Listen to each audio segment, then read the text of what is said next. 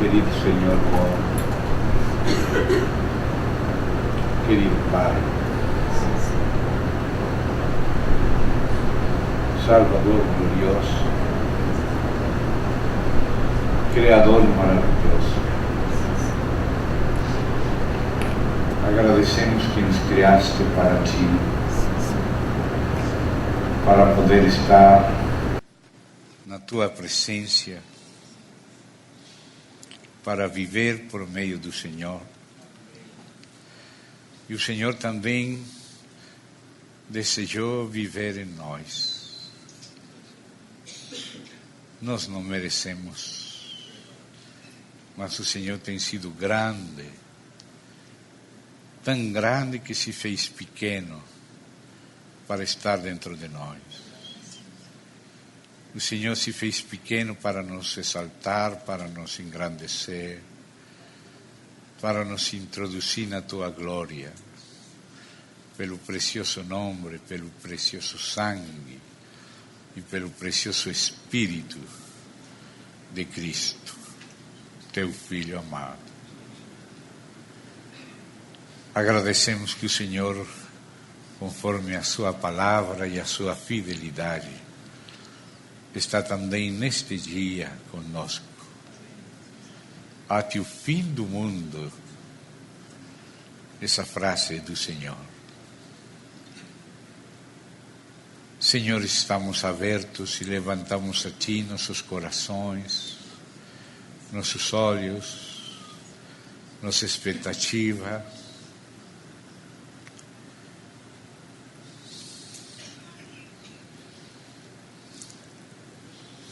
Desejando estar abertos a Ti, Senhor.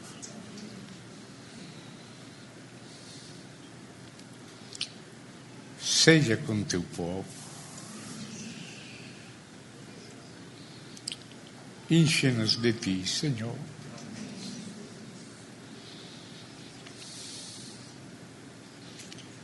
Alimenta-nos de Ti. O Senhor mesmo é a palavra. O Senhor mesmo é a realidade.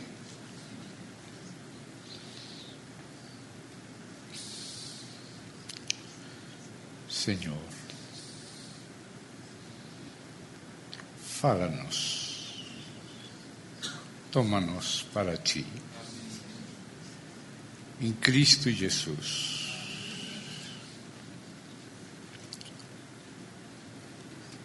Amém, Senhor.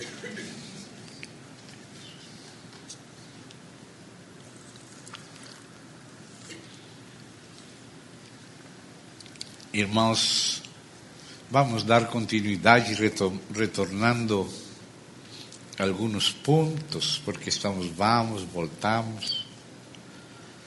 Então, de novo vamos para Gênesis, voltando de Jó.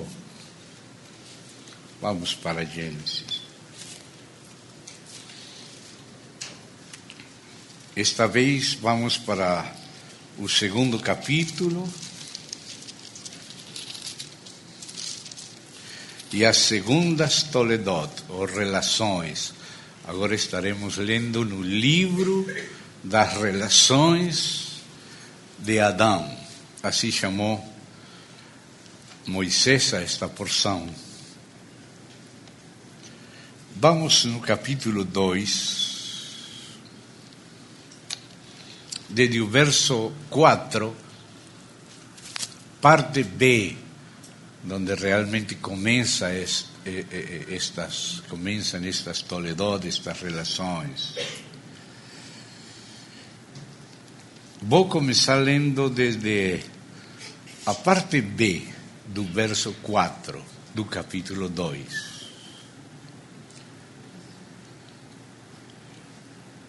Quando o Senhor Deus fez a terra e os céus, não havia ainda nenhuma planta do campo na terra, pois ainda nenhuma erva do campo tinha brotado.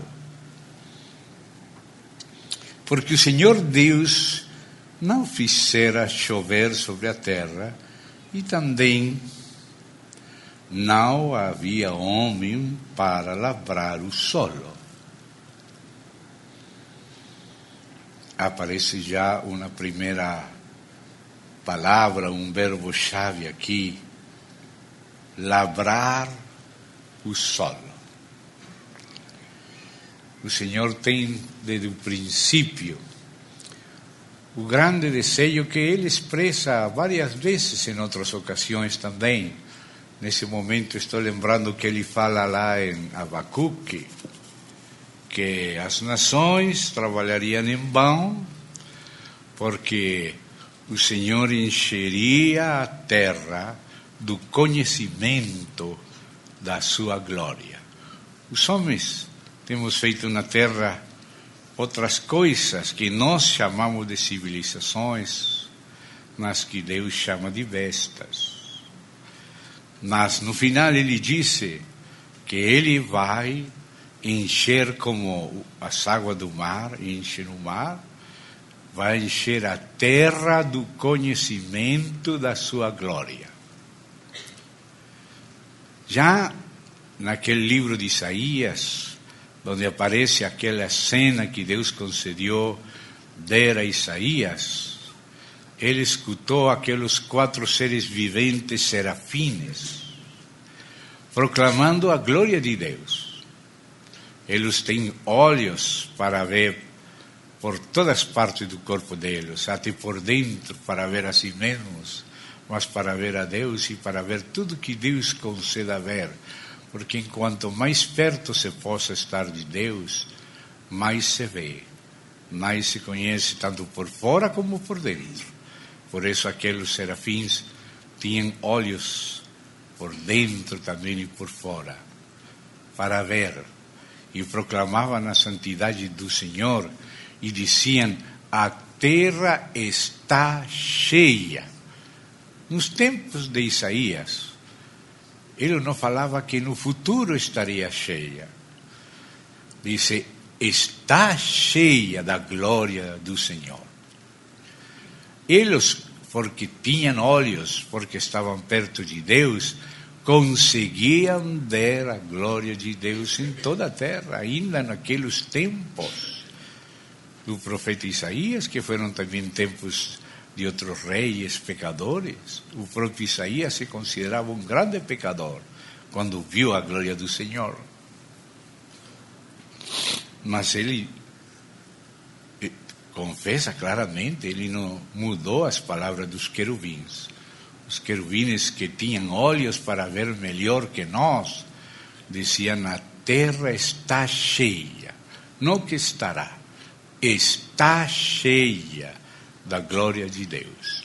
Mas Deus mesmo também, o mesmo Espírito de Deus, que falava pelos serafins, que registrou Isaías, falou também por Abacuque que a terra seria cheia. Agora se fala no futuro, mas não diz cheia da glória, porque já está cheia da glória, mas cheia do conhecimento da sua glória. Ou seja, que se nós não estamos vendo a glória, é problema nosso, não é problema que a glória não esteja na terra. Nós não vemos senão nas trevas, no meio das penumbras. Os querubins vêm, os serafins vêm desde a cercania, vêm perto de Deus. Eles veem a glória. Mas Deus disse que nós também veremos, conheceremos essa glória. Para nós é algo futuro, para o céu é algo presente. Mas para nós é futuro.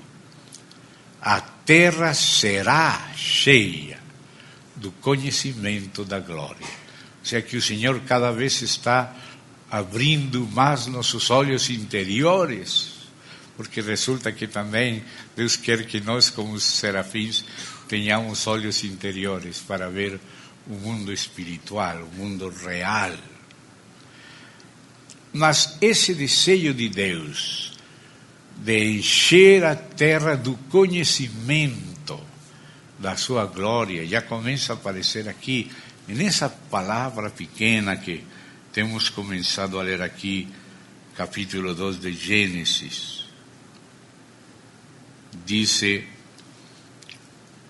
não havia ainda nenhuma planta do campo na terra, pois ainda nenhuma erva do campo tinha brotado, porque o Senhor Deus não fizera chover sobre a terra, e também não havia homem para lavrar o solo.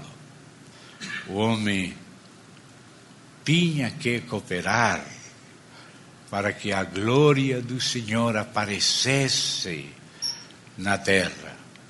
O homem tinha que conhecer essa glória em espírito e canalizar essa glória, expressar essa glória. Essa é a parte da edificação, ainda que seja no meio da guerra. A parte principal não é a guerra.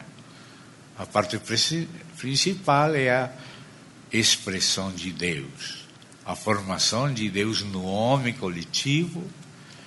E essa expressão, claro, vai se enfrentar com hostilidade, e então haverá uma guerra. Mas a parte principal não é a guerra. A parte principal é a expressão da glória de Deus na terra. Que a glória de Deus seja conhecida. E o homem tem que colaborar. O homem tem que labrar o solo para que o Éden seja estendido por toda a terra. Então, começam a aparecer essas palavras agora que vamos colocar atenção nelas. Mas uma neblina subia da terra e regava toda a superfície do solo.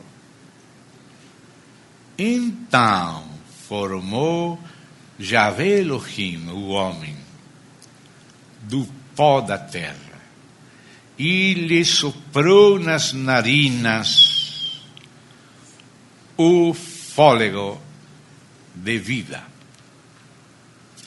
Aqui aparece primeiramente esta primeira parte da constituição do homem, que é o espírito. Há uma frase que quero ler agora em relação com esta, que alguns de vocês seguramente lembram bem, que se encontra em Zacarias 12:1. Vamos ver lá rapidamente, porque tem a ver com isto que acabamos de ler. Zacarias, capítulo 12, verso 1. Sentença pronunciada pelo Senhor, por Yahvé, contra Israel. Oh, que coisa! Fala contra Israel, mas Israel resulta vencendo nas guerras com todos os seus inimigos. Agora imagino que é a favor de Israel. Fala Yahvé, que estendeu o céu. Enquanto o céu, o verbo é se estender.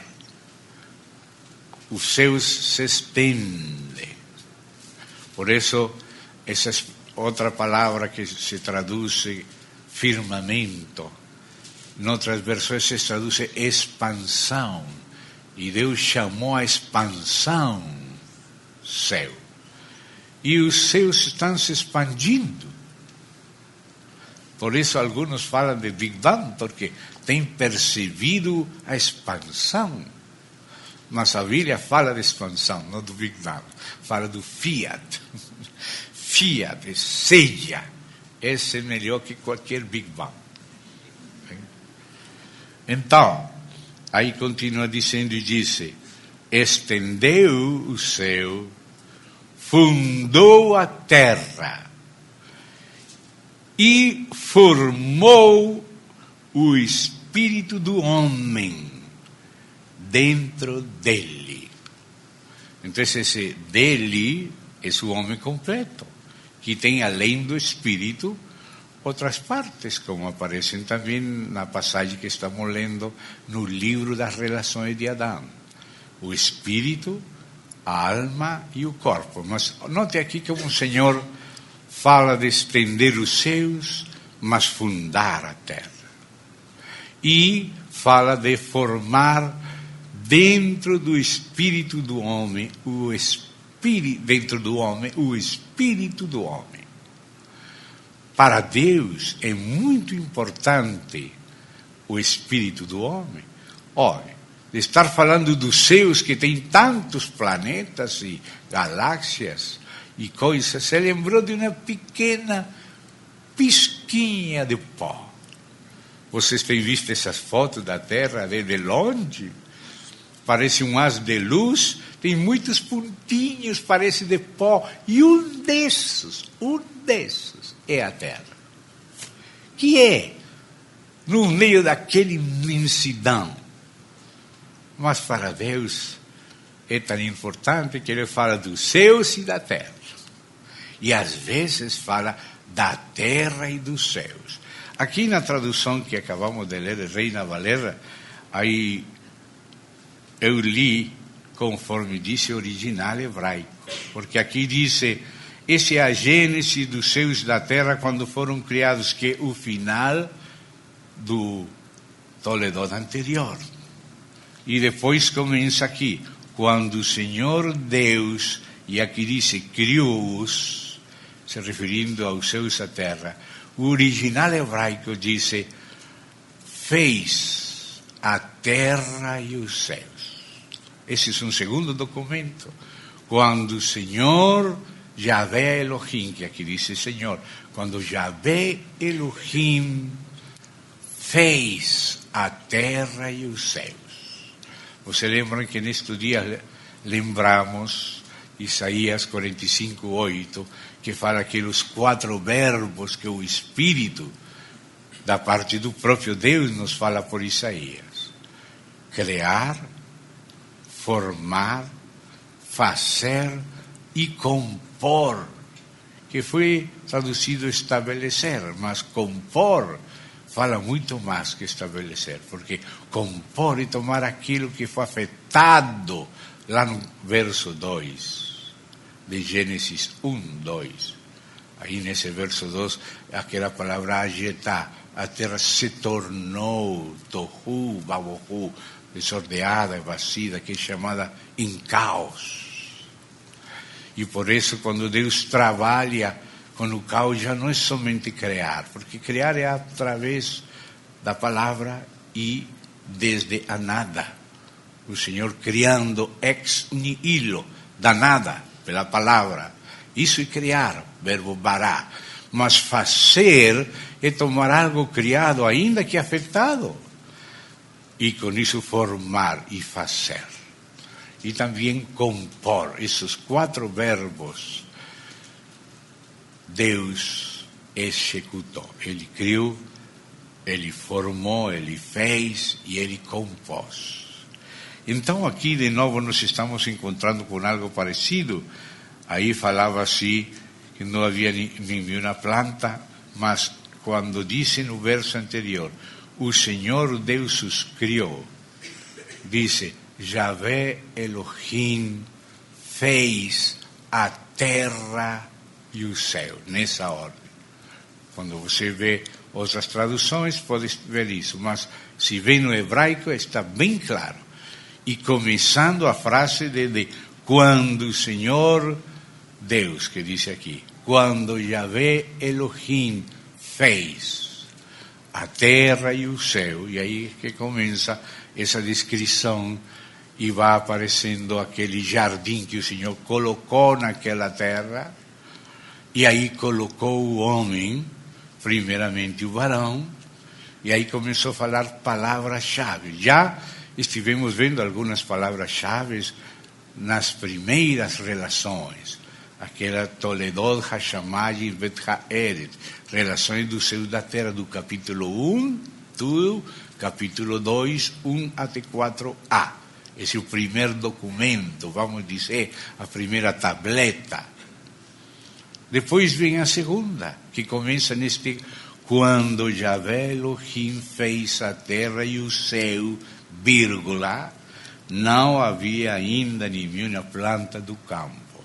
Aí começa esse segundo documento que são o livro das relações de Adão, que vai desde aí até 5.1a. Lembre-se que tomamos um tempo para explicar esta Toledot e este assunto dos capítulos, dos versículos. Temos que ler segundo a perícopa, a ideia completa, onde ela começa e onde ela termina, que às vezes coincide com os capítulos, mas não sempre. Por isso, às vezes, para ler, temos que não se esquecer dos capítulos. Vamos usar os números para encontrar as passagens, mas a leitura vamos seguir ao Espírito na perícopa completa, desde que começa até que termina, para ter a visão. Então, já na primeira parte, na primeira Toledot, dos céus e da terra, lembramos algumas palavras-chave, como então, aquele aval, ou também, como façamos, como o homem corporativo, as palavras imagem, semelhança, domínio, amém? Subjugar a terra, que tem a ver com este labrar o solo. Essa é parte de nossa missão. Mas esse labrar o solo não é somente agricultura. Claro que inclui agricultura, inclui ciência, inclui até política, para organizar o reino de Deus. Mas não politiqueria da terra, não. Política é aquela ciência da administração da coisa pública. E aqui é o homem coletivo que tem que participar dessa edificação, dessa labrança, desse subjulgamento, desse cultivo. Não é somente um cultivo de agricultura, é o cultivo da cidade de Deus. Esse que começa aqui e termina lá, em Gênesis. Aqui havia o jardim, havia o rio, havia o bedélio, o ouro, etc. Mas não havia ainda a cidade. Então, a Bíblia nos mostra a edificação paulatina da cidade. E no final vamos ver de novo o rio, vamos ver de novo o paraíso, vamos ver de novo a árvore da vida, vamos ver de novo aquelas materiais preciosos, como pedras preciosas, como o ouro. Mas agora vamos ver a Nova Jerusalém, a edificação de Deus. E aqui aparece no capítulo 2 essa edificação de ela. Far-lhe-ei, ajudadora idônea. Le edificou uma mulher. Isso é o início, as palavras iniciais, que tem terminação em Apocalipse.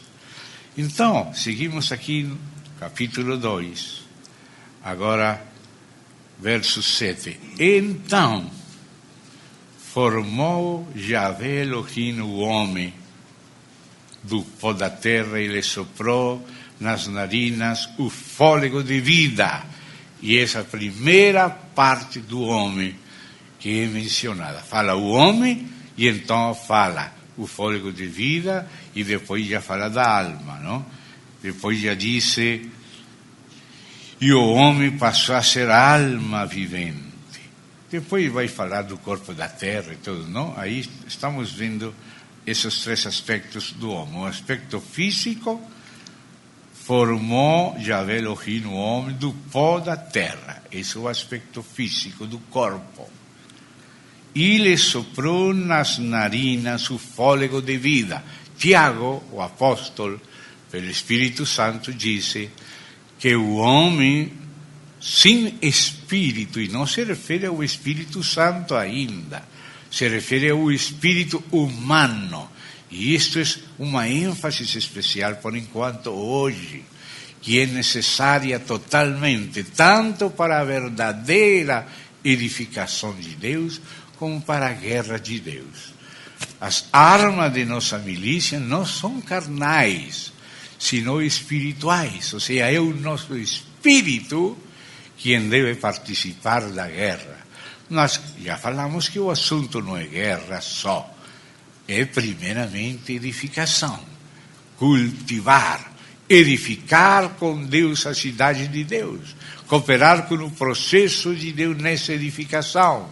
Só como a edificação tem desafiantes, tem hostilidade contra ela, então é uma edificação no meio da guerra. Por isso, nos tempos desta edificação, Neemias, ele e os que acompanhavam ele, tinham numa mão o instrumento para edificar, e na outra mão a espada para guerrear. Então, esses dois instrumentos nos falam da edificação e da guerra. E o primeiro elemento humano que Deus criou para participar com Ele é o nosso espírito humano. E aqui, lembrando que disse Tiago, o corpo sem espírito humano está morto.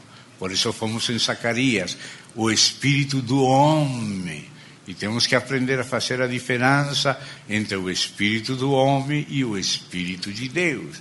Claro que o espírito do homem foi criado para receber e reter, enxergar, tocar o espírito de Deus.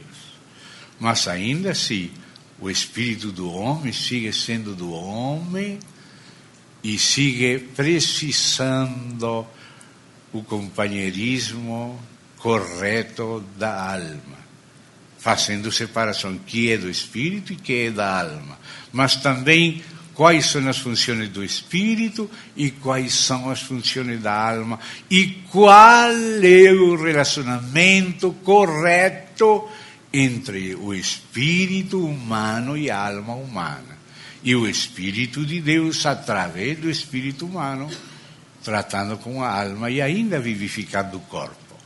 E tudo isso em função desta edificação e desta guerra. Este assunto do espírito humano e sua correta colocação no homem e no contexto com Deus na terra é sumamente importante, e se não começamos por aí, vamos dar muita volta e vamos nos perder, porque é através do espírito humano que temos contato direto com a vida divina e com o espírito divino e com a direção divina. Mas também temos que ver as limitações, não do espírito de Deus, que não tem limitação nenhuma, ele é Deus, ele é o espírito eterno de Deus. O espírito de Deus não tem limitações, mas o espírito humano sim tem limitações. E tem que manter a correta relação com a alma humana, e não somente com o espírito divino. E nisso temos que nos deter por causa da edificação e por causa da guerra. Disse outra vez, sigamos lendo aí em Gênesis. Verso 7. Então formou Yahvé Elohim o homem do pó da terra. Isso se refere ao corpo. Ou seja que o pó da terra, da Adama, por isso o homem foi chamado de Adão, porque o pó da terra, a terra, o solo, é Adama no hebraico. Adama. E como o homem foi tomado de Adama, por isso foi chamado de Adão. Mas aqui não quero que corramos muito no verso 7, irmãos, porque perderíamos algumas coisas. Lhe soprou nas narinas, é onde o homem recebe o ar, juntamente com o ar físico que o corpo precisa também alma e espírito. A palavra que aqui foi traduzida fôlego de vida, no hebraico é Neshama Hajim. Neshama é como um sinônimo de Ruach, espírito. Com minúscula em castelhano e português seria o espírito do homem. Romanos 8,16, você lembra, faz diferença clara entre o Espírito de Deus e o Espírito do homem. Para aqueles que querem, os que já lembram, não precisam, mas os que não lembram, querem lembrar, sublinhar, vai lá para Romanos 8,16. Voltaremos aqui a Gênesis.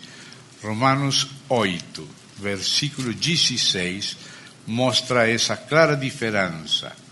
Diz assim: o próprio Espírito, com maiúscula, esse é o de Deus, o divino, o eterno Espírito, Deus, o Espírito, o Senhor Espírito, esse é o próprio Deus, a terceira pessoa da Trindade, como tem sido chamada na história da igreja primitiva até hoje.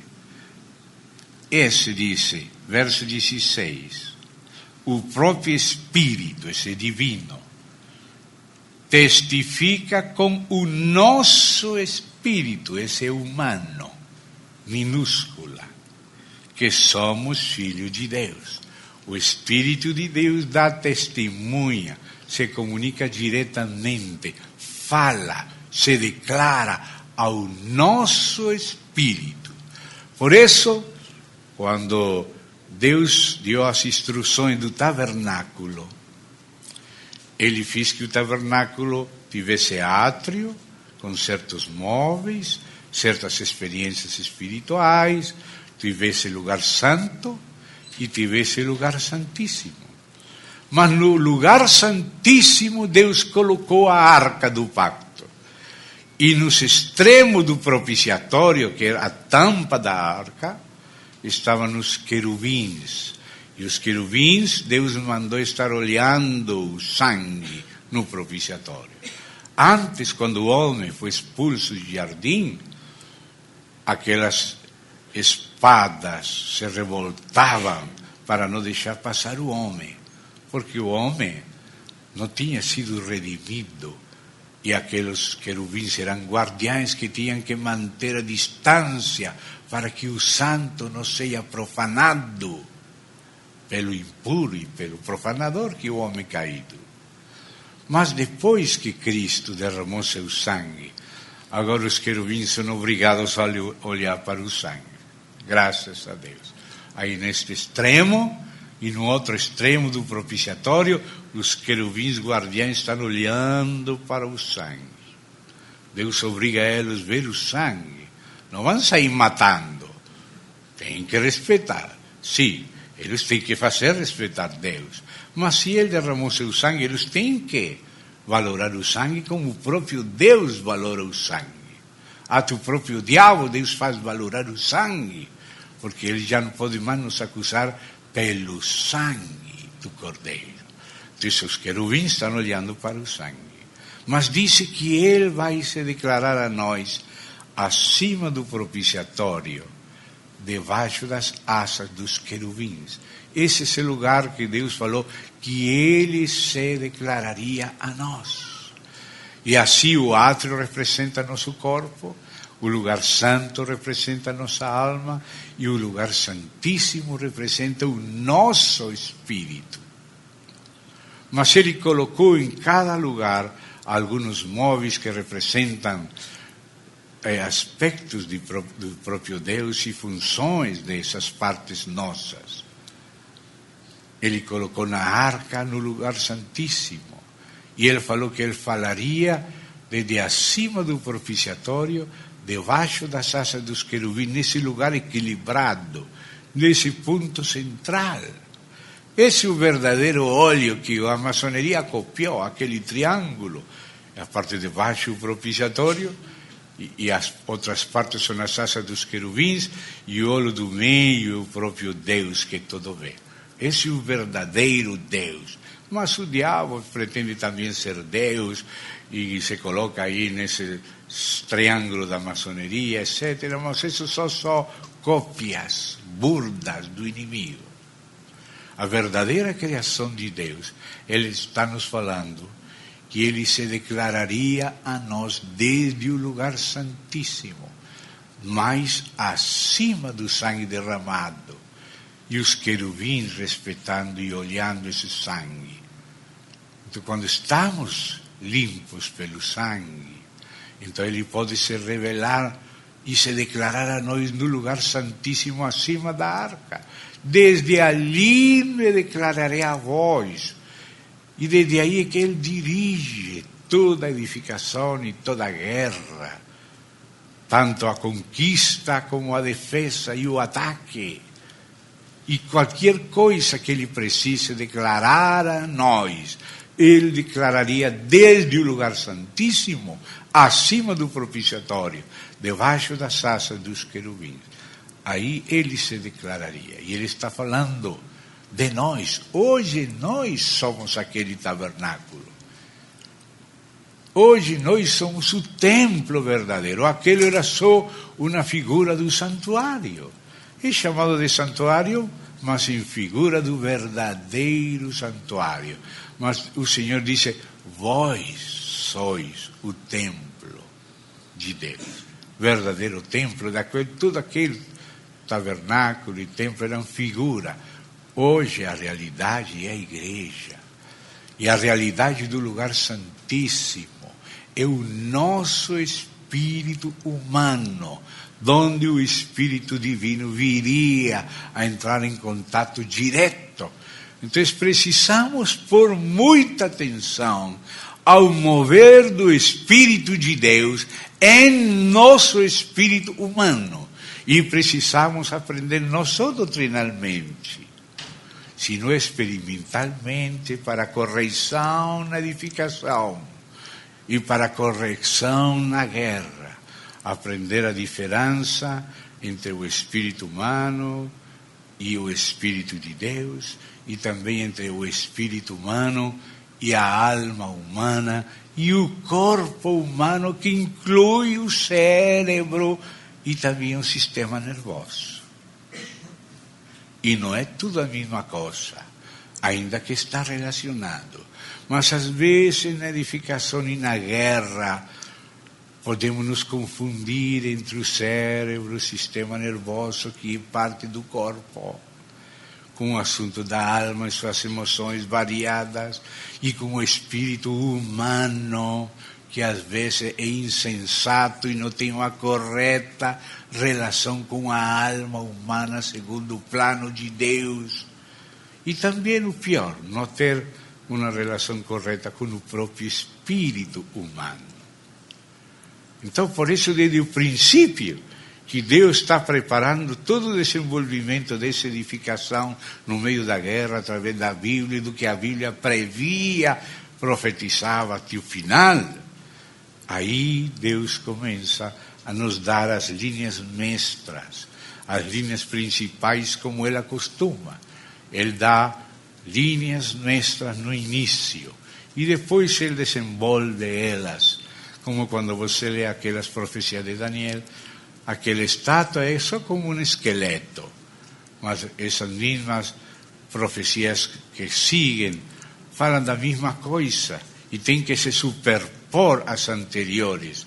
Mas acima dos ossos Deus coloca os músculos, e acima dos músculos coloca os nervos, depois a pele, os lunares, os veios, os pelos, as pecas. Quando chega em Daniel 12, 10 ao 12, vê que aquele esqueleto da estátua que viu Nabucodonosor é só ossos, só um esquema, mas a última perícopa, esses 3 capítulos de uma mesma perícopa, capítulo 10, 11 e 12 de Daniel, tem muitos detalhes, que é a elaboração minuciosa do que começou simples.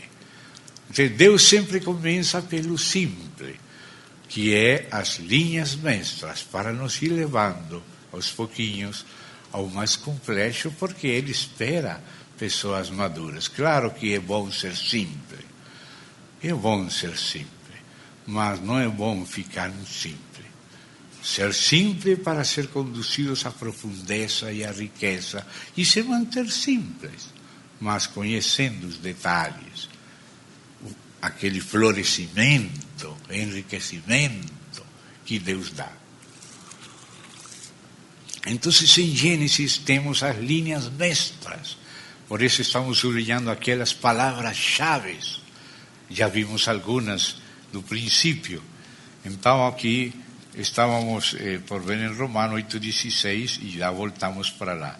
O próprio Espírito, esse o de Deus, testifica com o nosso espírito, esse é o nosso criado humano, com limitações humanas, que é o mesmo que fala Zacarias 12, onde limos que Deus estende o céu, funda a terra e forma o espírito do homem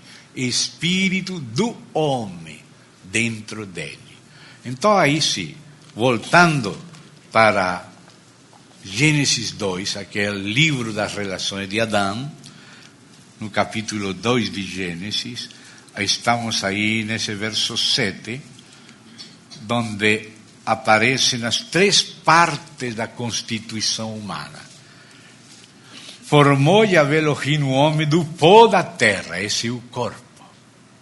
Por isso, nós precisamos comer frutas e verduras e coisas que provêm da terra, porque todo o nosso corpo provém da terra. Então, irmãos, vamos a comer das coisas que Deus criou. É melhor gostar das coisas naturais. Não falo ser naturista. Depois do dilúvio, o Senhor mandou comer carne também. Mas vamos a cuidar, porque Deus colocou nas mãos do homem para lavrar a terra e para comer do fruto da terra, do natural. Hoje em dia, aquelas coisas farmacêuticas, aquelas coisas industriais, transgênicas, etc., vai nos afastando e vai prejudicando nossos corpos para servir a Deus. No possível, temos que aprender a caminhar com Deus nas instruções dietéticas de Deus, mas não para nos justificar por isso. Não para nos justificar por isso, sino porque Deus é mais sábio e nosso corpo foi feito do pó da terra, de Adão. Por isso somos Adão. E temos que manter no possível para glorificar Deus, para nos manter saudáveis, não para nos justificar. A justificação pela lei dietética seria contra o Evangelho. Mas o próprio Evangelho fala do uso legítimo daquelas instruções para nos ensinar, como Paulo ensina a Timóteo, não? Que são dois usos muito diferentes. O uso legítimo da lei é aprender em toda coisa útil. Mas para nos justificar, sou o regime da graça, sou o sangue de Cristo e o regime do Espírito. Mas o próprio Espírito nos faz valorar o que é útil para nós. São duas coisas diferentes.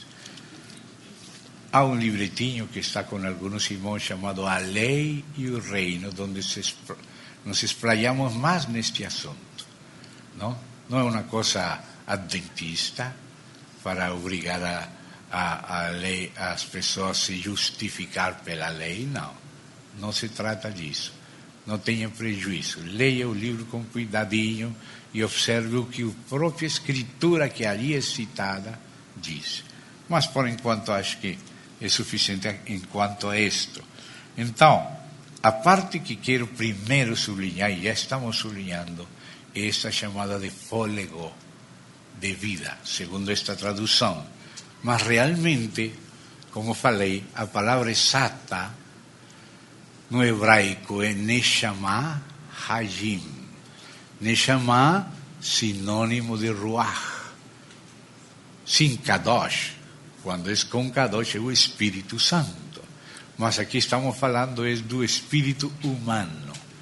Então essa palavra, sinônimo, é Neshama, que se pode traduzir assim, perfeitamente, como se falou fôlego, ou pneuma, que se traduz no grego, o espírito com minúscula, não o divino, sino o criado, formado dentro do homem, quando Deus soprou. Mas soprou ainda no seu espírito. Seu espírito viria quando ele comesse da árvore da vida. Mas enquanto não comesse da árvore da vida, somente tinha espírito humano. Humano, Neshama Hajim. Agora, aqui o tradutor, claro, para o português, para o castelhano, não quedaria muito como compreensível falar espírito de vidas. Mas a palavra Hai, em singular, é vida. Ser vivo, vivente. Mas Hayim tem terminação plural. Por quê? Porque não existe somente uma classe de vida. Quando Deus soprou nas narinas do homem, ainda não deu o Espírito Divino, senão o Espírito humano, mas o Espírito humano é a vida para a alma humana. Por isso disse o Espírito por Tiago, o homem, o corpo, sem Espírito está morto, sem Espírito humano está morto. Então Deus tinha que dar vida ao nosso corpo, que é bios, em grego, de biologia, e depois também tinha que dar vida à nossa alma, psique, de onde vem psiquis, psicologia, psiquiatria. Nossa psiquis é a nossa alma. Então, a vida da nossa alma é psique. E a vida de nosso corpo é bios. Por isso, o original não diz só fôlego de vida, sino Neshama Hajim, em plural, Hajim, porque nosso espírito foi criado para receber a vida divina. Sem a vida divina, ainda está morto. E a alma tem vida humana. E o corpo tem vida biológica. São 3 níveis de vida diferentes. A vida biológica, que também é a vida botânica e animal de nossos corpos, e dos animais, e das plantas. Essa é a vida bios. E a vida psique é a vida psicológica de nossas almas, já não de nossos corpos. A vida de nossa mente, de nossas emoções, de nossa vontade.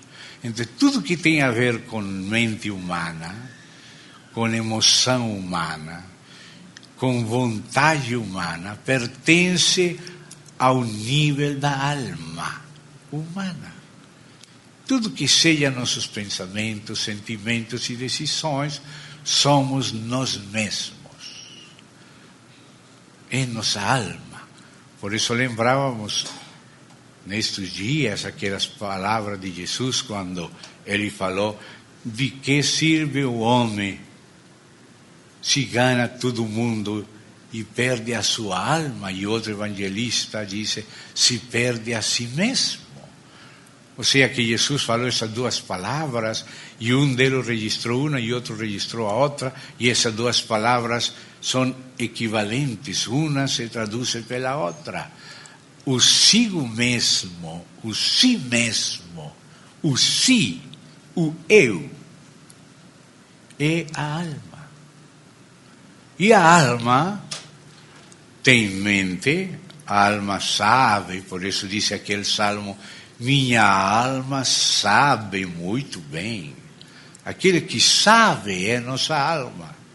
Aquela que pensa, aquela que imagina, aquela que lembra, aquela que calcula, aquela que pesquisa. Essa é somente nossa alma, criada por Deus. Não vamos menospreciar ela. Foi criada com essas determinações e possibilidades para ocupar um lugar. Nós não podemos mudar de lugar, nem podemos tirar ela. Ela existe por vontade de Deus para cumprir um propósito, para pensar. A alma é para pensar, temos que pensar. Deus quer usar o nosso sentido comum. Por isso, às vezes, quando em Ezequiel 13, Deus repreende os profetas loucos. Essa palavra loucos é traduzida em outras versões insensatos, que quer dizer que não usam o seu sentido comum.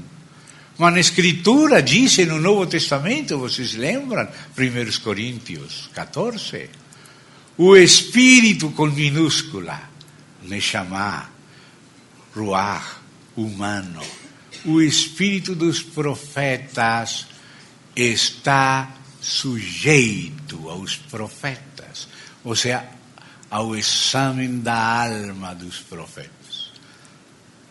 Nós temos que examinar, nós temos que comprovar, nós temos que julgar.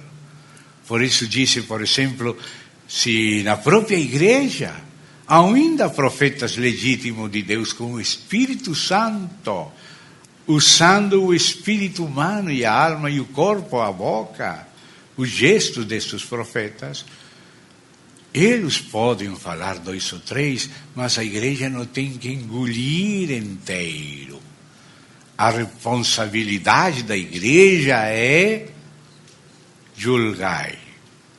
Os espíritos falam 2 ou 3 e os demais, está falando da reunião da igreja, se a igreja se reúne em algum lugar, os profetas, aqueles que falam o que o Senhor coloca no espírito, podem falar 2 ou 3, mas a igreja tem que julgar o que eles estão falando. Eu não posso pretender forçar em você o que eu estou falando. É vossa responsabilidade estar em contato com Deus, lembrando as Escrituras, em comunhão com os irmãos espirituais, com tudo, mas sobretudo com os que andam no Espírito, para examinar, julgar. Ainda se há profecia, não temos que menospreciar as profecias, temos que atender elas, porque Deus fala em profecias. Mas também, às vezes, o inimigo também. E às vezes há uma mistura do humano, o corpo, com o conteúdo. E temos que fazer diferenças, porque todos estamos exercitando e aperfeiçoando nosso ministério.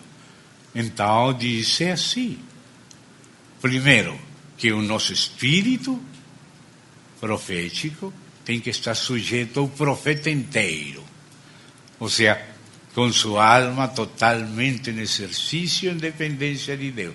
Examinando, comprovando, provando os apóstolos, provando os profetas, provando os espíritos. Não tenha temor de provar. Não fale de maneira irresponsável. Prove espiritualmente, discerne espiritualmente e também com seus 5 sentidos e com a Bíblia e na comunhão do corpo. Essa é a normalidade estabelecida pelo Senhor, necessária para a edificação e necessária para a guerra. Para edificar precisamos que venha do Espírito, porque o que edifica é a revelação de Deus. E a palavra de Deus que é espírito e vida, isso que edifica. Mas junto com essa edificação também a alma tem um lugar. A alma tem que estar comprovando, examinando, julgando, não no sentido de crítica destrutiva, negativa, não. Não é esse juízo de prejuízo, não.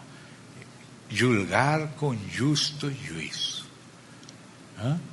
Não ser insensatos. Vamos ler isso, irmãos, com muito cuidado em Ezequiel 3. Alguns já sabem de memória, mas outros não. E também estão gravando e pode chegar a um lugar onde seja preciso. Então, me desculpam que vai tão devagar. Ezequiel capítulo 13.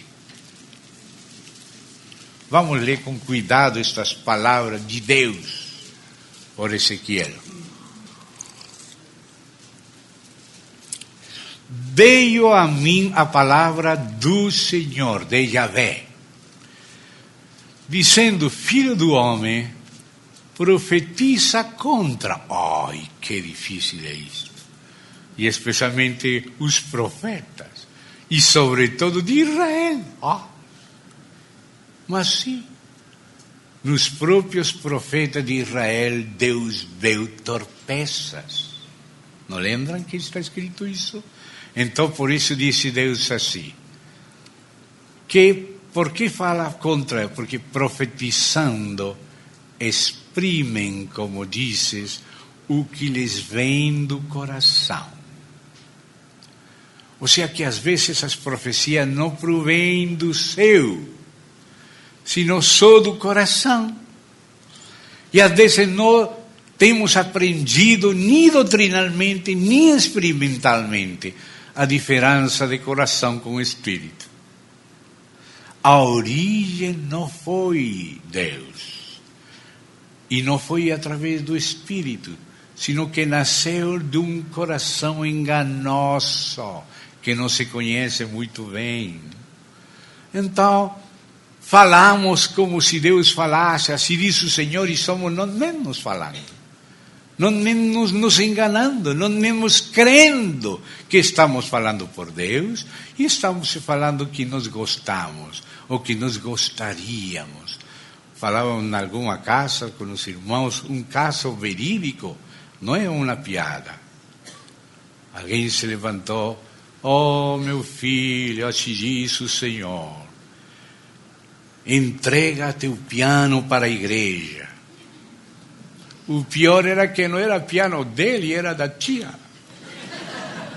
Será que o Espírito Santo não vai saber que não era o piano dele? Que era piano da tia? Como dar para a igreja uma coisa que vai roubar? Não podemos trazer à igreja coisas roubadas. O Espírito sabia se era o piano da tia, mas o coração daquele que queria ter um piano na congregação, pode ser, não quero dizer que todos os grupos pentecostais fazem só isso, não. Todos os irmãos são de um corpo, merecem respeito, mas também todos, a igreja tem que julgar, tem que examinar, tem que comprovar e tem que fazer uso da sua sensatez, da sua mente, do seu raciocínio, da sua consciência. Porque muita coisa vem assim de maneira misticoide, se fazendo passar por Deus. Ninguém quer blasfemar o Espírito Santo, mas tampouco ninguém quer ser enganado por espírito de mentira que existem. Então é dever da igreja julgar o que falam os profetas, julgar os profetas, os que dizem ser apóstolos, as profecias, não menospreciar elas, mas tem que provar os espíritos. E esse é o trabalho da igreja, essa é a responsabilidade da igreja. Quando o Senhor falou para a igreja em Éfeso, colocou a favor da igreja, ele às vezes usava tesoura. Tenho contra ti isto, esse é o Senhor usando tesoura no candeeiro. Tenho contra ti isto. Mas às vezes ele usava também aquele óleo para reforçar. Mas tem isto, já não estou contra, você tem isso que eu reconheço, que eu aprovo, que eu também faço. Tem isto, que provaste os que dizem ser apóstolos e não são, e os achaste mentirosos. E ele coloca isso a favor da igreja. Então, que tem que ser a igreja? A igreja tem que provar os que dizem ser apóstolos, não com prejuízos, sino julgando segundo o juízo, como julgava Jesus, não segundo o que viam seus olhos, nem o que ouviam seus ouvidos, porque o diabo sabe falar muitas mentiras sutis. Mas que se fala de Jesus em Isaías? Que ele julgava não segundo o que viam seus olhos naturais, nem segundo o que ouviam seus ouvidos, sino que julgava retamente porque dependia do Pai. Meu juízo é justo porque não sou sozinho, sino com meu Pai. Ele encomendava ao Pai, ele perguntava ao Pai, ele não confiava na sua própria prudência, dependia do conselho do Pai. E o pai lhe lembrava alguns versos, como está escrito. Então assim nós temos que julgar. A igreja tem que invocar ao Senhor, não confiar em seu próprio juízo, não confiar em sua própria prudência, não confiar em seus próprios olhos, não confiar nos que ouvem nos seus ouvidos. Filho, não te apoies na tua própria prudência. Confia em Yahvé e Ele endereçará os teus caminhos. Ele que nos corrigirá. Irmãos, se não temos essa disposição para com Deus, vamos errar e Deus vai permitir que erremos para nos ensinar a não ser demasiado rápidos em nossa própria prudência, em pensar que vimos certamente ou ouvimos o que é verdadeiro. Não temos que nos assentar nesses juízos. Temos que invocar o nome de Deus, perguntar com sinceridade a Ele, sem preferência, nem a favor nem em contra, porque sempre estamos inclinados a rejeitar o que nós não gostaríamos, ou a aprovar o que nós gostaríamos. E isso não é confiável, nem na edificação, nem na guerra. Você precisa depender de Deus, fazer uma pergunta sincera. Por isso, este capítulo 13 e o 14 são muito importantes de Ezequiel. O 13 nos fala dos profetas falsos. E o 14 nos fala das consultas que Deus não tem em conta quando já estabelecimos em nosso coração o juízo antes de ouvir o do Senhor. Quando nós estabelecemos nosso próprio tropeço, diz capítulo 14, Ezequiel, acaso se estes anciãos já estabeleceram o seu tropeço no seu próprio coração, acaso eu vou ser ouvido por eles? Vou ser consultado somente porque eles vêm fazendo teatro de consulta, mas já estabeleceram antes de me ouvir e de conhecer na minha luz e a minha verdade, já estabeleceram suas próprias opiniões, ou gostos, ou prejuízos. Como vamos ser dirigidos por Deus se já escolhimos nossa preferência? E assim mesmo também, se não exercitamos vigilância da alma, que para isso foi colocada a alma. Nosso irmão Washmani, nesse preciosíssimo livro grosso, que às vezes se publica em 2 ou 3 volumes, O Homem Espiritual, tem um volume no análise do corpo, da alma e do espírito. Nos primeiros fala do espírito, no segundo faz uma análise da alma e no terceiro do corpo. E nesse livro ele tem um capítulo que recomendo aos meus irmãos a respeito disto que estamos vendo, o lugar da alma trabalhando em união com o espírito. Sabe qual é o título desse capítulo? O princípio da alma ajudando o espírito. O espírito humano tem que ser ajudado pela alma. A alma foi criada não para estar independente, sino para cumprir uma função. E essa função está detalhada na Bíblia. Temos que fazer um estudo do lugar da alma. Mas não só alma. Precisamos que o Espírito preside nosso espírito e nossa alma possa colaborar e nosso corpo obedecer e poder seguir as instruções do Senhor a nosso espírito e a nossa alma. Que às vezes nosso corpo já não dá mais e precisamos viver por uma vida sobrenatural. Mas cada coisa tem seu lugar. E então com isto estamos vendo que a alma tem um lugar. E esse lugar aparece aqui em Ezequiel 13, onde diz assim: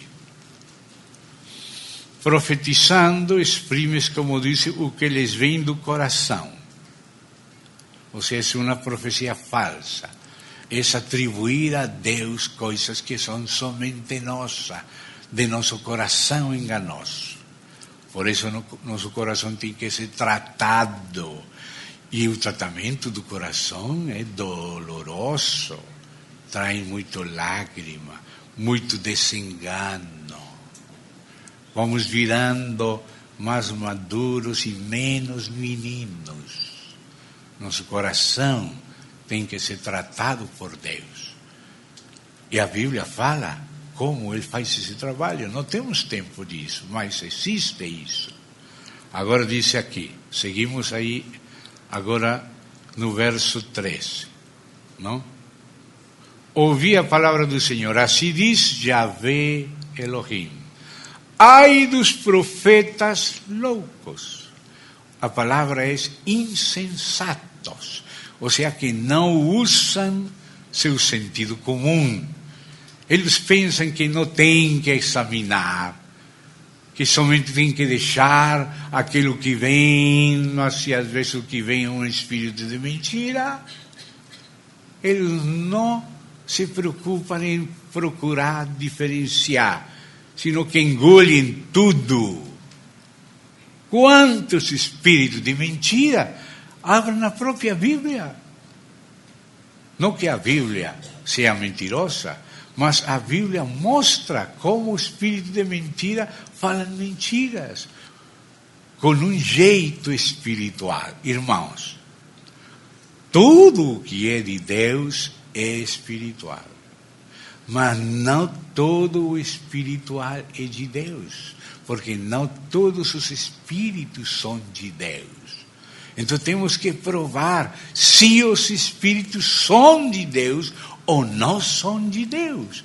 E para isso Deus nos deu as Escrituras, a comunhão da igreja e o exercício de nossa alma posta no Espírito.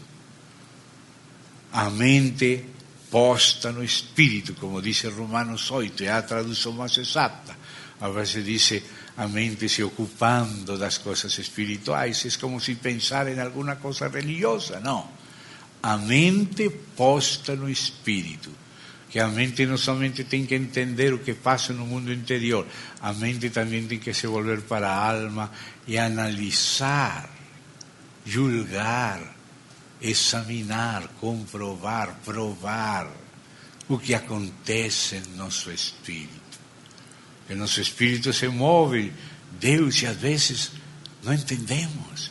E às vezes Deus se move em nosso espírito humano e precisamos interceder para poder compreender esse alerta que no princípio parece indefinido em nosso espírito. Às vezes é um alerta amarela, vai devagar nisto, tem perigos, pode ser mentiras ou pode ser um momento inconveniente, alguma coisa. Você não pode falar tudo em qualquer momento. E assim também fala, o Espírito Santo não tem medo de ser provado. Ele inspira a palavra e nos manda examinar, comprovar, julgar, provar, usar nossa mente. Os espíritos dos profetas estão sujeitos aos profetas. O profeta tem que perceber alguma coisa no seu interior, mas, irmão, nós temos olvidado nosso interior. Nos parece que confiamos naquilo que é psicodélico, forte, assim como aqueles terremotos que assustariam a outros, mas a Elias não. Poderia ser um terremoto, Elias fica, isso não é nada, eu sou o diabo que quer me assustar. Mas quando veio o Senhor, o silvo apacível, Elias conhecia a Deus. E percebia, se cobriu, se inclinou e falou com Deus. Ele podia distinguir a Deus naquele sopro apacível, se dar conta dessa señal de Deus. Filho, estou aqui. Filho, para a direita. Filho, fecha a boca. Filho, vai para lá. Calado, fica longe. Ou às vezes vai de frente. Elias conhecia, mas ele não se deixou enganar pelo barulhão do terremoto e os outros barulhões. Ele estava atento a Deus. Por isso, quando parecia que estava só diante do exército de Acabe, ele falava assim: vive Yahvé em cuja presença estou. Ele vivia na presença de Deus. Não julgava pela comunidade, sino pelo Espírito. Nós às vezes somos arrastados pelos espíritos que se movem nas comunidades, como aqueles que vimos ontem em Jó. Espíritos malignos do diabo, dividindo os sabeus, organizando grupos humanos. Mas o Senhor disse que nunca temos que seguir a maioria, sino a palavra e o Espírito de Deus. Ou senão vamos ser católicos, ou budistas. Não, irmão. Nós temos que seguir ao próprio Senhor, pela sua própria palavra, e em comunhão com aqueles que estão no mesmo Espírito e respeitando do mesmo jeito ou mais que nós a palavra. Porque quem nos tem que conduzir é o próprio Senhor em Espírito. Espírito dele, em nosso Espírito, usando a palavra na comunhão com os que de coração limpo invocam ao Senhor. Porque às vezes a democracia que se torna carnocracia. Vê? Irmão, tem havido concílios onde mataram aquele que pensava diferente e pensava correto. João de Antioquia morreu pisoteado no concílio de Éfeso, porque falou que desde tempos antigos os metropolitanos não precisavam de acudir ao Papa para escolher os bispos. A maquinária vaticana, o papal não gostou disso. E os bispos, com todas aquelas vestes, episcopais, religiosas, pisotearam a esse pobre homem no concílio e morreu das pisotadas. Que concílio! No concílio de Trento, um morcego dava voltas e voltas, não uma pomba, não, um morcego. Eu estava no concílio, aquele morcego voando, e alguns querendo tirar o morcego e não conseguiam tirar o morcego do concílio. E sabe que coisa diz esse concílio? Se alguém disse que é justificado pela fé, sim, solamente, seja anátema. Que o concílio de Trento anatemizou Paulo, Romanos, Gálatas, o Evangelho. Então, irmão, não é suficiente concílio. O que diz Atos 15, pareceu bem ao Espírito Santo e a nós, tendo chegado a um acordo. Vê? O trabalho do Espírito estabelecendo a verdade na comunhão dos sinceros, deixando que o Espírito esclareça a palavra e nos submetendo ao Espírito de Deus pela palavra na comunhão sincera dos santos. Isso é correto. Mas somente por número de votos, sabe o que faziam os italianos para que não ganhassem os alemães que parece que estavam tambaleando a favor de Lutero?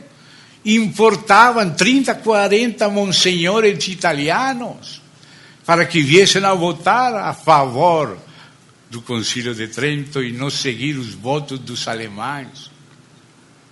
Vocês não estão entendendo com isto? Não estou falando que não tenhamos que buscar comunhão, mas essa comunhão tem que ser em Cristo, tem que se submeter à palavra de Deus e tem que ser por meio dos verdadeiros. Sabe o que aconteceu com Atanásio? Foi 5 vezes expulso do império de Constantino e de Constâncio, seu filho, e de outros, porque o concílio assinou a favor do arrianismo, negando a divindade de Cristo. O próprio Papa, num concílio em Sirmo, chamado Libério, foi forçado a assinar um documento conciliar em contra da divindade de Cristo. Esse é o concílio de Sirmo, o Papa Libério. Então, isso que significa, meus irmãos? Que os concílios têm que ouvir ao Espírito Santo e aprender a ser conduzidos e aprender a verdade no meio da comunhão. Então, amados, terminemos um pouco este capítulo 13 aqui importante. Verso 3, assim disse Yahvé Elohim, ai dos profetas insensatos, isso, que não usa sentido comum, que seguem o seu próprio espírito. Vê a diferença? Uma coisa é seguir o Espírito de Deus, outra coisa é seguir seu próprio espírito. Ou seja, que é alguma sensação misticoide, mas que não concorda com a natureza de Cristo, não concorda com a palavra de Deus, não concorda com o consenso espiritual dos irmãos maduros e de estima no corpo, sem menospreciar ninguém. Isso é insensato. Siguen seu próprio espírito sem nada ter visto. Ou seja, este sem nada ter visto não quer dizer que não vieram algo. Vieram, mas de Deus, não viram de Deus nada. Mas olhe que se viram. Os teus profetas, ó Israel, são como raposas entre as ruínas. Não subistes as brechas, nem fizeste muros para a casa de Israel, para que ela permaneça firme na peleia. Essa é essa guerra que falamos no dia do Senhor. Ou seja, essa peleia vai ser mais forte nestes dias. Tiveram visões, ou seja, que se viram, mas não viram nada de Deus, mas viram visões falsas. E a divinação mentirosa, os que dizem, o Senhor disse, quando o Senhor os não enviou. E espera no cumprimento da palavra. Ou seja, como é possível, se dá conta, irmão, que isso aconteça? Não tivestes visões falsas e não falastes a divinação mentirosa quando dissestes, o Senhor diz, sendo que eu não falei. Eu tal não falei. Portanto, assim diz Yahvé Elohim, como falais falsidade e tendes visões mentirosas, por isso eu sou contra vós outros, diz Yahvé Elohim.